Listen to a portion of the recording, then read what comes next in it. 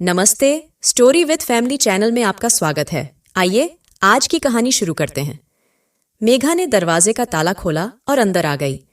पीछे पीछे सामान का थैला उठाए आशुतोष भी अंदर आ गया। मेघा पूरे महीने का सामान इकट्ठा कभी नहीं लाती थी। दुकान से वापस आते हुए हफ्ते में एक बार जितना जरूरी होता था उतना ही सामान खरीद कर लाती थी। आशुतोष ने थैला किचन में जाकर रख दिया और मेघा से बोला, तुम फटाफट चाय बनाओ, तब तक मैं अखिल को ले आता हूं। जी ठीक है, कहकर मेघा हाथ मुंह धोने बाथरूम में चली गई और आशुतोष अखिल को लेने चला गया। 2-3 घर छोड़कर ही एक घर में बच्चों का झूला घर था, जिसमें 6 महीने से लेकर 13-14 वर्ष तक के बच्चे रहते थे। यह एक वृद्ध दंपति का घर था, जिनके दोनों बेटे अमेरिका में सेटल हो चुके थे और अपनी अपनी गृहस्थियों में पूरी तरह से रम गए थे और खुश थे। यह उनकी खुशी का ही परिणाम था कि यह वृद्ध दंपति नाती पोतों से खेलने की उम्र में यहां अकेले एकाकी जीवन जी रहे थे। अपना एकाकीपन काटने के लिए उन्होंने अपने घर में ही झूला घर खोल लिया। इस मोहल्ले में वे 40 वर्षों से रह रहे थे। स्वभाव के भी अच्छे थे। सब लोग उन्हें जानते और मानते भी थे।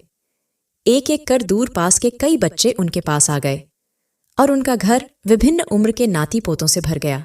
साथ ही अतिरिक्त आय भी हो जाती। समय एक अच्छे काम में व्यतीत होने लगा। बच्चों को प्यार से संभालने वाले दादा दादी मिल गए और माता पिता को बच्चों की अच्छी और सुरक्षित देखभाल का आश्वासन। सबकी समस्याओं का समाधान हो गया। आशुतोष मिश्रा जी के घर पहुंचा तो अखिल उनकी गोद में बैठा कहानी सुन रहा था। बाकी बच्चे दरी पर आसपास बैठे थे। अखिल तो मिश्रा दंपति का खास लाडला था। आशुतोष को देखते ही अखिल चहक उठा। अंकल आ गए। आशुतोष ने हंसकर उसे गोद में ले लिया और कहा, घर चलें बेटा? हाँ चलो, अखिल ने उसके गले से लिपटते हुए कहा।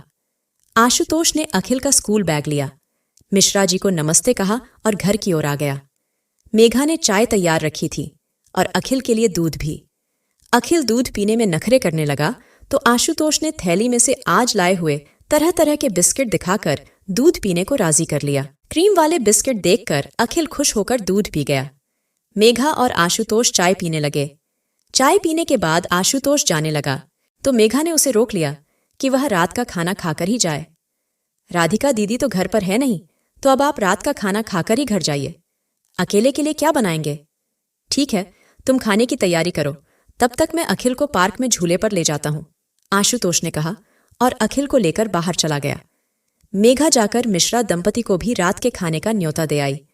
झूला घर के सब बच्चों के जाने के बाद थोड़ी देर आराम करके मिश्रा आंटी मेघा के पास चली आई उसकी मदद करने। दोनों रसोई घर में काम करते हुए गप्पे मारने लगी। मिश्रा आंटी को अपनी दोनों ही बहुओं के साथ रहने, बातें करने का सुख तो कभी मिला ही नहीं। एक बहू तो विदेशी ही थी, उसे तो उन्होंने आज तक नहीं देखा। और उनके बड़े बेटे ने चर्च में शादी कर लेने के बाद अपनी शादी की खबर देते हुए फोन कर दिया और फोटो भेज दिए थे। उन्होंने बहुत कहा कि बस एक बार बहू को लेकर भारत आ जाओ तो वे लोग प्रत्यक्ष उससे मिल लेंगे, लेकिन उनकी अल्ट्रा मॉडर्न विदेशी बहू यहां आने को किसी भी कीमत पर तैयार नहीं हुई। दूसरे बेटे के लिए उन्होंने खुद लड़की देखी थी, लेकिन वह भी शादी करके जो अमेरिका जा बसी तो आज तक कभी 4 दिन भी उनके पास आकर नहीं रही। 4 साल में उनका छोटा बेटा बहू 2 बार भारत आए, लेकिन हर बार उन्हें न बताकर चुपचाप बहू के मायके में पूरी छुट्टियां बिताकर 2-4 दिन जाने के पहले उनके पास औपचारिकतावश रह जाते हैं। अब तो मिश्रा आंटी ने अपना पूरा ध्यान झूला घर के बच्चों पर केंद्रित कर लिया है और अपने दिमाग में से बेटे बहू को पूरी तरह निकाल दिया है। जो भी खुशी है वह इन बच्चों में और मोहल्ले के पुराने परिचितों में ही है। यही उनका सच्चा परिवार है। मेघा से मिश्रा आंटी को बहुत स्नेह है। वह भी हालात की मारी हुई और ससुराल से सताई हुई लड़की है, लेकिन उसने हिम्मत और धीरज से काम लेते हुए अपने आप को भी संभाला और अपने बच्चे को भी पाल रही है। मिश्रा आंटी की मदद से मेघा का काम काफी जल्दी हो गया। तब तक मिश्रा अंकल और आशुतोष भी अखिल को लेकर आ गए। सबने साथ बैठकर खाना खाया। खाने के बाद आंटी ने फटाफट किचन साफ कर दिया और 9:30 बजे आशुतोष अपने घर चला गया। थोड़ी देर बाद अंकल आंटी भी अपने घर चले गए। मेघा ने दरवाजा बंद किया और अखिल को लेकर कमरे में आ गई। सुबह 7 बजे ही अखिल की बस आ जाती है तो वह रात में जल्दी ही सो जाता है। उसके सोते ही मेघा की भी आंखें झपकने लगीं और जल्द ही वह भी सो गई। सुबह 5:45 अलार्म बजने के साथ ही मेघा की नींद खुल गई। वह जल्दी से उठी, मुंह हाथ धोकर अखिल का टिफिन बनाने लगी। एक तरफ उसने चाय का पानी चढ़ा दिया। अखिल के लिए दूध गर्म करके उसने उसे उठाया और नहलाकर स्कूल के लिए तैयार कर दिया। दूध बिस्कुट खिलाकर मेघा ने पानी की बोतल और टिफिन उसके बैग में रखा और उसे बस स्टॉप पर छोड़ने गई। 5-7 मिनट में ही बस आ गई। मेघा ने अखिल को बस में बिठाया और घर वापस आ गई। थोड़ी देर अखबार पढ़ते हुए मेघा ने चाय पी और फिर घर के बाकी काम निपटाने लगी। काम भी क्या, मेघा ने एक गहरी सांस ली। छोटा सा रसोई घर, थोड़े से बर्तन, बाहर एक छोटी सी बैठक, उसी से लगा हुआ डाइनिंग हॉल और एक छोटा सा बेडरूम बस। अपने लिए 2-4 रोटियां बनाई और खाना तैयार। नहा धोकर उसने लंच पैक किया और तैयार हो गई। 9:30 बजे आशुतोष आ जाता था उसे लेने और उसे उसके सुपरमार्केट में ड्रॉप कर देता था जहां वह काम करती थी। उसी मार्केट से आगे आशुतोष का ऑफिस था। शाम को लौटते हुए आशुतोष उसे वापस ले आता था और घर पर ड्रॉप कर देता था। पिछले 4 सालों से उसकी यही दिनचर्या है। मिश्रा दंपति आशुतोष और अखिल, यही उसकी छोटी सी दुनिया और यही उसका परिवार है। कभी कभी आशुतोष की पत्नी राधिका और दोनों बच्चे भी आ जाते। राधिका बहुत सुलझी हुई स्त्री थी। 8 बरस पहले पास के शहर में मेघा की शादी हुई थी। परिवार ने लड़के के बारे में बड़ी बड़ी बातें की थीं। संपन्न घर था, बड़ा सा मकान, गाड़ी। सब कुछ अच्छा जानकर मध्यम वर्गीय माता पिता ने तुरंत फुरत उसका विवाह कर दिया। विवाह के बाद पता चला लड़का अर्थात किशोर कुछ करता नहीं है, वो एकदम बेरोजगार है। पिता और बड़े भाइयों की कमाई पर घर में पड़ा रहता है। घर में उसकी कोई इज्जत नहीं है। भाई भाभियां सारा समय उसे दुत्कारते रहते हैं। जब पति की कोई इज्जत ना हो तब पत्नी का कौन सम्मान करता है। शादी के 6 महीने बाद सास ससुर का रवैया भी बदल गया। वे मेघा को ही ताने देते कि हमने तो सोचा था कि तुम उसे समझा बुझाकर काम करने के लिए मना लोगी। जिम्मेदारी पड़ने से वह सुधर जाएगा, लेकिन तुम पत्नी होकर भी उसे जिम्मेदार नहीं बना पाई, उसे सुधार नहीं पाई। क्या फायदा हुआ तुम्हें घर लाने का? एक की बजाय 2 लोगों को बिठाकर खिलाना पड़ रहा है। 1-1.5 साल तक मेघा ससुराल में अपमान के घूंट पीती रही और नौकरों की तरह काम करती रही। किशोर को मनाती रही कोई काम धंधा या छोटी मोटी ही सही नौकरी करने को, लेकिन उस निठल्ले के बस में कुछ नहीं था। हार कर मेघा ने एक स्कूल में नौकरी कर ली। पैसा ज्यादा तो नहीं मिलता था, लेकिन कम से कम उसे छोटी छोटी जरूरत के लिए घर में जेठानियों के आगे हाथ तो नहीं फैलाने पड़ते थे। लेकिन यहां भी दुर्भाग्य ने पीछा नहीं छोड़ा। किशोर ने उसके स्कूल के टीचर्स से पैसा उधार लेना शुरू कर दिया। जब किशोर उन टीचर्स को पैसा चुकता नहीं कर पाया तो उन्होंने मेघा को बताया। जानकर मेघा ने सिर पीट लिया। खुद तो कुछ कमाता नहीं है, मेघा खुद कमा रही है तो वहां भी चैन नहीं लेने देता। मेघा की सारी कमाई तो किशोर की उधारी चुकाने में खत्म हो जाती। उसने सारे टीचर्स से निवेदन किया कि वह अब आगे से किशोर को कोई पैसा उधार ना दे, लेकिन अब तक की उधारी तो उसे चुकानी ही पड़ रही थी। मेघा दोनों तरफ से पिस गई। एक तरफ घर का सारा काम उसे करना पड़ता तो दूसरी तरफ स्कूल की नौकरी। उस पर भी उसकी हालत वैसी ही थी। हाथ में एक फूटी कौड़ी नहीं आती और घर पर ताने पड़ते सो अलग। मेघा को कुछ समझ नहीं आ रहा था कि क्या करे। उसके माता पिता अलग अपराध बोध से घिरे रहते थे कि जल्दबाजी में यह कैसे नकारा से ब्याह दिया उन्होंने अपनी बेटी को। मेघा जैसे तैसे किशोर के लिए हुए कर्ज से मुक्त हो ही पाई थी। वह कि पता चला वह मां बनने वाली है। जैसे तैसे मेघा कुछ महीनों तक अपने शरीर को और खींचती रही, लेकिन फिर तकलीफ बढ़ जाने से उसे नौकरी छोड़नी पड़ी। घर में किशोर की वजह से उसे हर कदम पर बेइज्जत होना पड़ता था। रात दिन ताने सुनने पड़ते थे। घर बाहर दोनों मोर्चों पर पिसकर भी हासिल कुछ नहीं था। तंग आकर वह अपनी मां के यहां आ गई। पिता अपने अपराध बोध में घुलते हुए अचानक एक दिन हार्ट अटैक से चल बसे। मां के ही घर अखिल का जन्म हुआ। किशोर 2-3 बार उसे घर वापस ले जाने के नाम से वहां आया और खुद भी वहीं टिक गया। पिता तो रहे नहीं, मां स्वयं ही बड़े भाइयों पर आश्रित थी। भाई तो फिर भी कुछ कहते नहीं थे, मगर भाभियों की जुबान खुलने लगी। वे दोनों रात दिन ताने मारने लगीं। किशोर की वजह से ससुराल में मेघा को जेठानियों के ताने सुनने पड़ते थे और अब मायके में भी उसे चैन नहीं था। बच्चे को लेकर अगर वह ससुराल वापस जाती तो भी किशोर की बेरोजगारी और आवारागर्दी उसे त्रस्त कर डालते। अखिल की देखभाल के बहाने वह मायके में ही रही और जैसे तैसे उसने किशोर को वहां से चलता किया और स्पष्ट बोल दिया कि अगर ढंग की नौकरी मिले तो ही उसे लेने आए, वरना उसे और बच्चे को उनके हाल पर छोड़ दे। मेघा ने फिर एक स्कूल में नौकरी कर ली। अखिल की देखभाल मां कर ही लेती थी, लेकिन दुर्भाग्य ने यहां भी पीछा नहीं छोड़ा और अखिल साल भर का हुआ ही था कि मां चल बसी। अब तक मां के कारण जो भाभियां जैसे तैसे मेघा को बर्दाश्त कर रही थी, उन्होंने मां की 13वीं होते ही मेघा को अपनी ससुराल वापस चले जाने का फरमान सुना दिया। मेघा किसी भी कीमत पर ससुराल वापस जाना नहीं चाहती थी। वह अब और जिल्लत से भरी जिंदगी नहीं जी सकती थी। उसने ठान लिया कि अब वह अपने पैरों पर खड़ी होकर आत्मसम्मान के साथ ही जिएगी।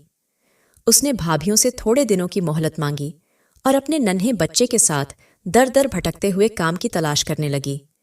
कोई ऐसा काम जिसमें इतना पैसा मिले कि वह एक कमरा किराए पर लेकर अखिल को किसी अच्छे झूला घर में रख सके। बहुत तलाशने के बाद उसकी मुलाकात मिश्रा दंपति से हुई।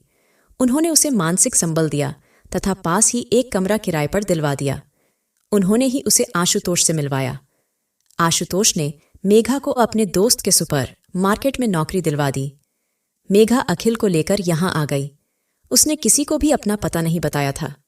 वह अतीत के सारे अपमान, सारी तकलीफें, कड़वाहट सब भूल जाना चाहती थी। भाई भाभियों ने भी राहत की सांस ली और अपने हाथ झटक लिए। उन्हें क्या परवाह थी कि वह कहीं भी रहे, किसी भी हाल में रहे।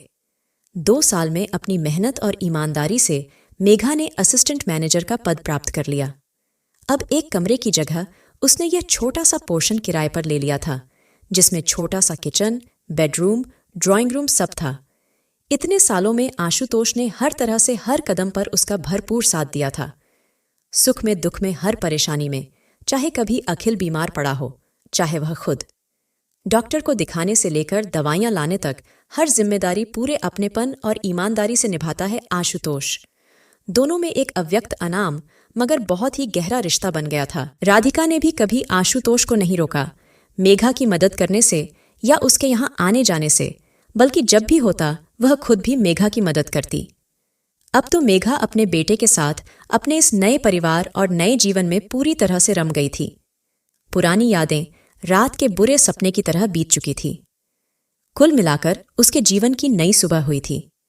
मिश्रा अंकल आंटी कभी माता पिता की कमी महसूस नहीं होने देते। एक बार जब अखिल बहुत बीमार पड़ गया था, तब आंटी दिन रात उसे गोद में लेकर बैठी रहती थी। मेघा को कभी लगा ही नहीं कि उसकी मां नहीं है। मेघा के घाव भर चुके थे। वर्षों के संघर्ष के बाद अब वह आर्थिक एवं मानसिक रूप से समर्थ और स्वतंत्र व्यक्ति थी। कहा जाए तो पूरी तरह से आत्मनिर्भर थी।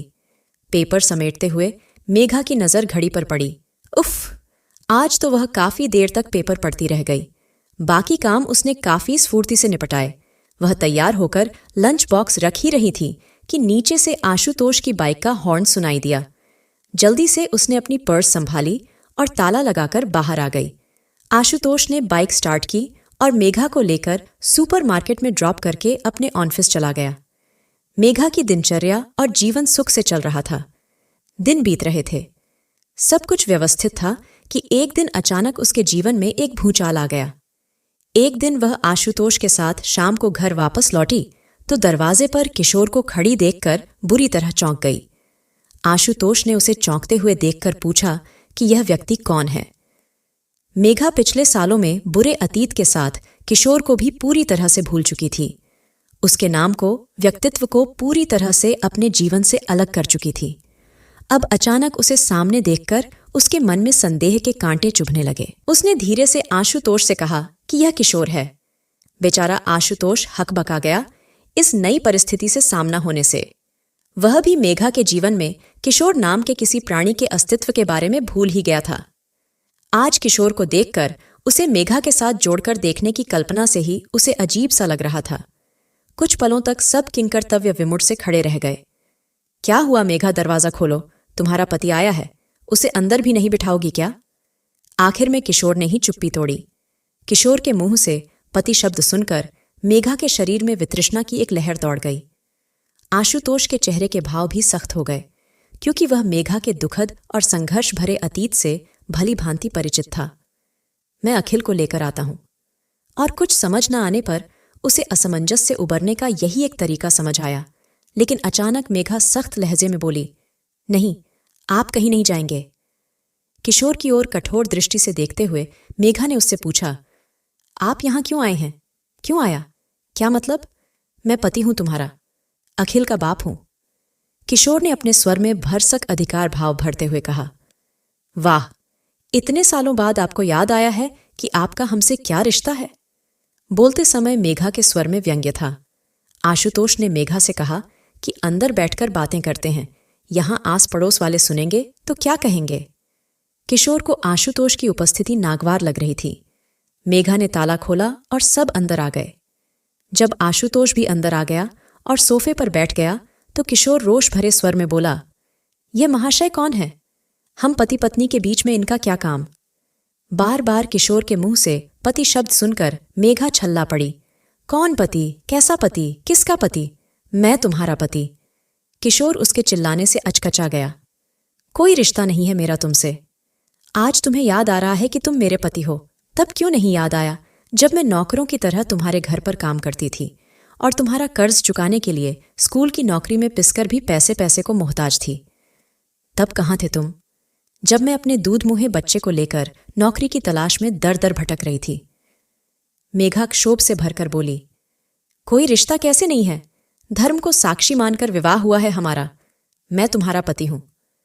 किशोर ने फिर अपने स्वर में अधिकार भाव लाकर मेघा पर हावी होना चाहा। अगर धर्म को साक्षी मानकर तुम्हारे जैसा पति मिलता है तो मैं आज उस धर्म को ही मानने से इनकार करती हूं। मैं तुम्हें बहुत अच्छे से पहचानती हूं। जरूर उस घर से तुम्हें धक्के मारकर बाहर निकाल दिया गया होगा, तभी मुझे तलाश करते हुए यहां आ धमके हो। मगर कान खोलकर सुन लो, अब यहां तुम्हारी दाल नहीं गलेगी। बरसों की मेहनत के बाद मेरे जीवन में इज्जत और चैन के दिन आए हैं। मैं अब किसी को भी उन्हें छीनने नहीं दूंगी। बहुत मेहनत से यह छोटा सा नीड बनाया है मैंने। अब इसे किसी कीमत पर बर्बाद नहीं होने दूंगी। तुम अभी के अभी इस घर से निकल जाओ और फिर जिंदगी में कभी मुझे अपनी सूरत मत दिखाना। मेघा तल्ख स्वर में बोली, क्यों निकल जाऊं? मेरा पूरा हक है तुम पर। कानूनन भी मैं ही तुम्हारा पति हूं। किशोर अब भी अपनी बात पर बेशर्मों की तरह अड़ा रहा। कोई हक नहीं है तुम्हारा मुंह पर। मैं तुम्हारे जैसे निकम्मे नकारा आदमी के साथ रहना तो दूर, सूरत तक देखना नहीं चाहती। और कानून की धमकी मुझे मत दो। मैं वैसे भी 7 साल से तुमसे अलग रह रही हूं। ये शादी तो वैसे भी टूट चुकी है और जल्दी ही मैं कागजी कार्यवाही भी कर दूंगी। अब तो मेघा का स्वर और भी दृढ़ हो गया। अच्छा, तो इसके कारण तुम मुझे दुत्कार रही हो? अच्छा यार, फंसा कर रखा है।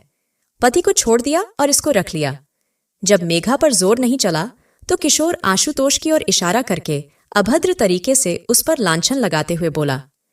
इस अपमान पर आशुतोष और मेघा दोनों ही स्तब्ध रह गए। स्त्री पुरुष में पवित्र और मर्यादित सखा भाव वाला शालीन रिश्ता भी हो सकता है, यह तो समाज सोच ही नहीं सकता। स्त्री पुरुष को साथ देखा नहीं कि सबकी शक भरी उंगलियां ही उठती है उनकी ओर। कोई स्वस्थ नजरिए से तो देख ही नहीं सकता। 2 लोगों के बीच इंसानियत का रिश्ता भी हो सकता है, यह समाज पचा नहीं पाता। तुम जैसा बेशर्म और गिरा हुआ इंसान और सोच भी क्या सकता है? जब मनुष्य की स्वयं की दृष्टि ही कीचड़ से सनी हो तो उसे सब और गंदगी ही नजर आती है। इससे पहले कि मैं तुम्हें धक्के मारकर बाहर निकालूं, चुपचाप यहां से चले जाओ। आशुतोष कठोर स्वर में बोला।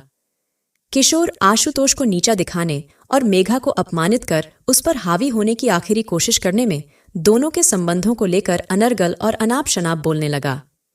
आशुतोष का मन किया कि किशोर को 2-4 तमाचे जड़ दे, मगर वह संयम रखकर खड़ा रहा। लेकिन मेघा का और अधिक अपमान उससे सहा नहीं गया। मेरा दोस्त शहर का एसपी है। अगर तुम चुपचाप यहां से दफा नहीं हुए तो मैं अभी तुम्हें थाने में बंद करवा दूंगा। सारी जिंदगी जेल में सड़ते रहोगे। जाओ यहां से और आइंदा मेघा के आसपास नजर भी मत आना। आशुतोष ने जबड़े पीसते हुए कहा। धमकी असर कर गई। किशोर अचानक बुरी तरह बौखला गया जब उसने देखा कि आशुतोष ने अपनी जेब से अपना मोबाइल निकाला और किसी को फोन करने लगा। किशोर की जुबान तालू से चिपक गई। वह चुपचाप उठा और वहां से खिसक गया। आशुतोष ने मेघा की ओर देखा। किस मुश्किल से मेघा ने अपने आप को संभाल कर जीवन को व्यवस्थित किया था, मगर आज किशोर आकर सब अस्त व्यस्त कर गया। बेचारी किशोर के घिनौने इल्जाम सुनकर आशुतोष से नजर नहीं मिला पा रही थी। आशुतोष जानता था कि मेघा के मन में उसे लेकर कोई ऐसी वैसी भावना या इच्छा नहीं है। उसका मन शीशे की तरह साफ है। छोड़ो मेघा, किशोर जैसों की बातों से अपना मन खराब नहीं करते। मुझे तुम पर भी पूरा भरोसा है और अपने आप पर भी। हमारे मन पूरी तरह साफ है और हमारा रिश्ता भी। हम दोस्त हैं बस, और कुछ नहीं, और इसी रिश्ते में सारी पवित्रता है। यह तो कुछ लोगों का नजरिया ही गंदा होता है कि वह औरत मर्द के रिश्ते को लेकर कभी साफ सोच रख ही नहीं सकते, हमेशा गंदा ही सोचते हैं। मगर हमें इन लोगों से क्या लेना देना? हमारी अपनी एक सुंदर साफ सुथरी खुशहाल दुनिया है। आशुतोष ने मेघा के सिर पर हाथ फेरते हुए उसे सांत्वना दी। हाँ बेटी, आशुतोष ठीक कह रहा है, हमें भी तुम पर पूरा भरोसा है। किशोर की बातों से अपना मन खराब मत करो और डरो मत, हम सब तुम्हारे साथ हैं। मिश्रा दंपति अखिल को लेकर अंदर आए। जब देर तक आज आशुतोष या मेघा उसे लेने नहीं आए तो उन्हें चिंता हुई और वह खुद ही चले आए।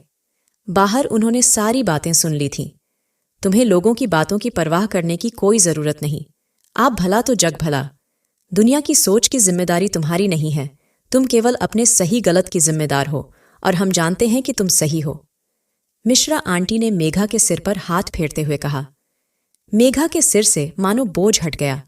समाज में किशोर जैसे गिरी हुई सोच वाले व्यक्ति हैं तो आशुतोष और मिश्रा दंपति जैसे परिपक्व व स्वस्थ विचारों वाले व्यक्ति भी हैं। अखिल आशुतोष से खेल रहा था। मेघा ने कृतज्ञ और संतुष्टि भरी नजर अपने इस खुशहाल परिवार पर डाली। बाहर अंधेरा घिरने लगा था, मगर उसके जीवन में आज संबंधों का एक नया उजाला छा गया था। भाई दिमाग बड़ा पक गया। आज तो इस समय मुझे तो गर्म चाय की सख्त जरूरत है, मिश्रा अंकल बोले। और मुझे भी, आशुतोष भी बोला तो मिश्रा आंटी हंसने लगी। अभी लाती हूं, मैं सबके लिए गर्मा गर्म चाय और साथ में कुछ नाश्ता भी। और आप राधिका दीदी और बच्चों को फोन करके यहीं बुला लीजिए। आज डिनर पूरा परिवार साथ ही करते हैं। मेघा मुस्कुराते हुए चाय बनाने किचन में चली गई। पाठकों, आज की कहानी यहीं समाप्त होती है। आपको ये कहानी कैसी लगी, हमें कमेंट बॉक्स में जरूर बताएं। धन्यवाद।